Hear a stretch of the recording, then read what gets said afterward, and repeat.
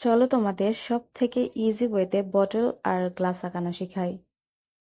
এর জন্য লাগবে শুধু একটা ব্ল্যাক প্যাড আর একটা হচ্ছে হোয়াইট পেন্সিল।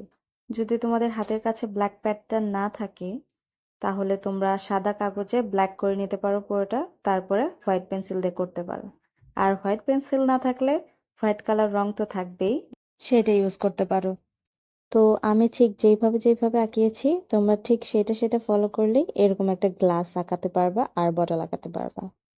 এটা খুবই সহজ, মানে পানির মতো সহজ, যে কেউ পারবা এটা। এইখানে ফুল গ্লাস অথবা ফুল বটল লাগানোর কোনো প্রয়োজন নেই।